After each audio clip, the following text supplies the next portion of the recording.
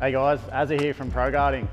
Today we're out here at Gold Coast Wave Runners and we've got Adam who's going to show us how to install our new jet ski seat straps. So here we've got the Pro Guarding jet ski seat straps. You've got your front handle, which has a handle for the passenger to hang on to, and then you've got your rear strap, which is just to hold the seats down. But basically both of these straps are designed to hold the seats down.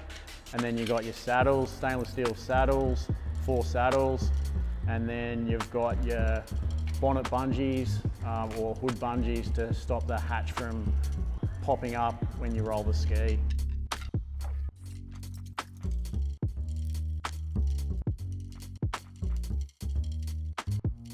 Well, to start off with, you throw the strap over the front seat. You try and centre as close to middle as you can get it to start with anyway, because you've got to adjust it later. Just in front of the back plastics. Then we'll grab the paint pen and we'll mark the spots of location. You can see the 2 white marks where I've already done. 6mm drill bit, and yeah, just punch it through. Yep. Line it up with the holes you made.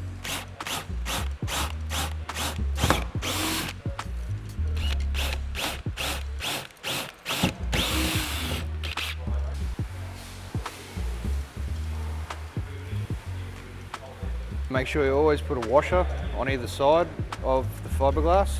So then you grab your screw, feed it through, either side, same as on the other. And as you'll see, it sits in there relatively straight.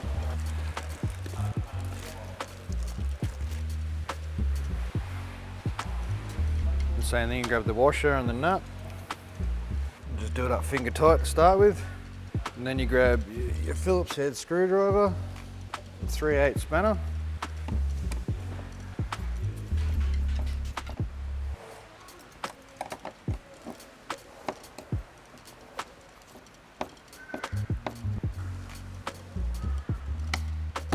And then you just repeat the exact same steps on the opposite side.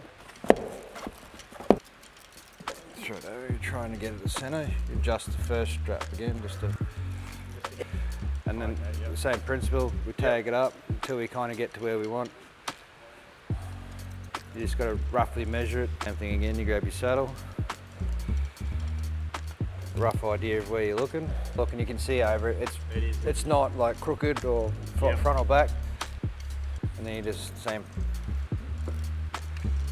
thing again. Drill the holes with the 6mm drill bit. And be careful never to push the drill straight through, just in case there is cables or water lines or breather lines. Say if some of the skis have the Garmin GPSs or something else installed, well, they tend to run everything on the right hand side. Gotcha. Okay. It's probably a better idea to have a look. Remember that, guys.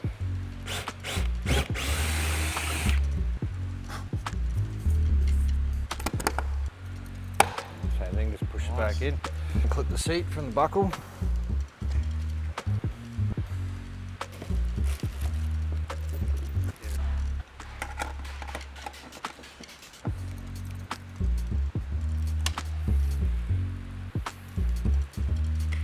I kind of give it what we do is we kind of give it like a finger pin in the middle, and you can see it sits up.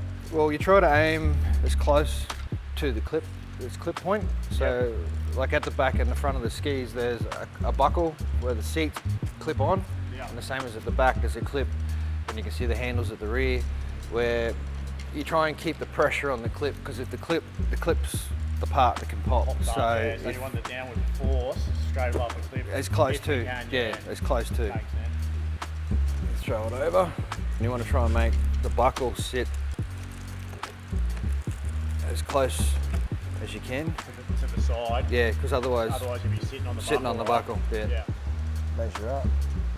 Where it sits, because it's going through the moulding, you want to see the little, where you've got some veins kind of in here.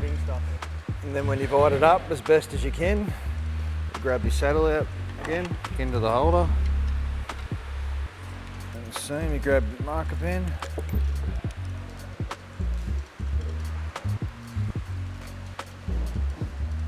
And grab your drill.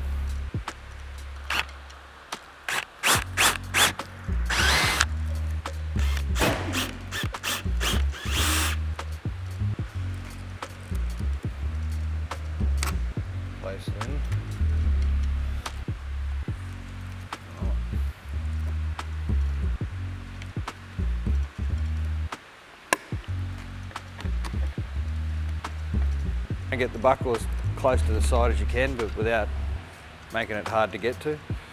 Throw the strap over, just slip it in. This just gives you the general idea of where it is. Put your strap over, and then you go around the other side.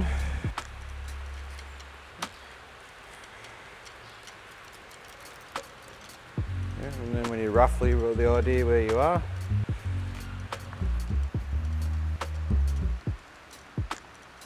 with a 6mm drill bit again.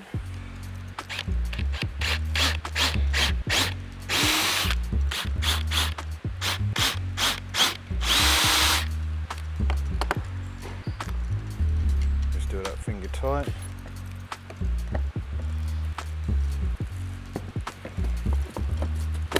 You just adjust it to how you want it, and that's your rear strap.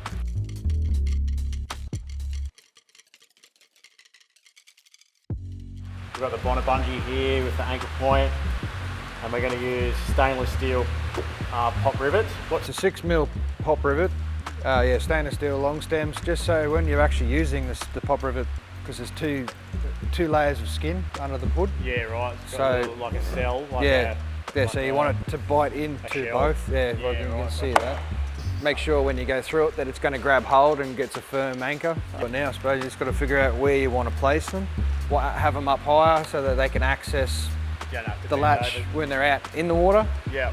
Other people just want it so it's just down low, kind of out of the way. You can't really see it that much, so it's just hidden and then stretched out. Decide to go under the mirror on this one. And make sure you got the head on a flat piece. You don't want it sitting on the corner, because otherwise it's just going to rock and it'll eventually pull out the rivet. So then you figure out roughly where you want it to go. Like, we'll put it here, but we know we're going to stretch this because you want a fair bit of tension on that when you set the second anchor meant to be there. And again, just mark it.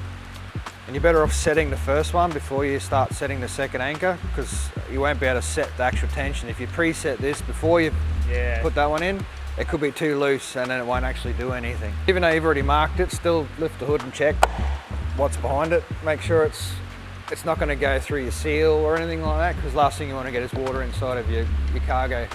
So because you're drilling down, and even though you're going into the ski, sometimes a good trick is just to see, get maybe even a piece of wood or something and just sit it in there, to say when you're drilling down you're not going to go straight into the actual body. So you just place a piece of wood under there anyhow, where it's not going to hurt it.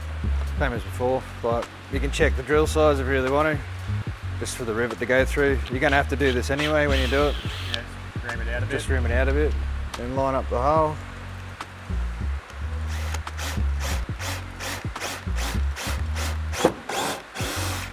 And as you can see, saves your paint. Too much power, mate. Out. Just place it into the hole. Still again, line it up roughly where you're going to think you're going to place it. Yep. Switch your leg there. I'll be using an air rivet gun, but obviously at home you're going to have a manual one if you don't have one of these. So a manual one's more than capable of doing the Yes. job, eh? Yeah, 100%. It's just in a workshop we have a lot of air tools, so. Yep. And then it's just set. You can still pivot a little bit if you move it, but so that just makes it so that, like, if you change your placement up higher or lower, depending on where you want to put it, you can still move it a little bit. Yep. This, the anchor point, make sure you turn it away from it. I've seen it done where it hasn't been. And you pull as much tension as you can to get on it.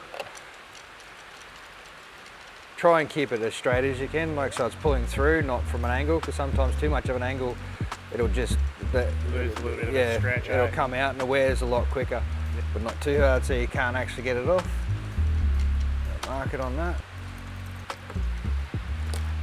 Same principle on this, but on behind the actual guard, you can't get behind it, so unless without unscrewing the entire piece. So just when you do it, just like tap your drill, just slightly until it breaks the surface, so you don't punch through into the inside A parts. bit more controlled. Yeah, exactly.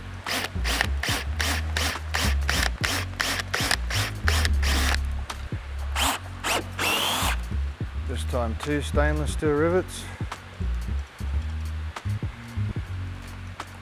Place them in the holes.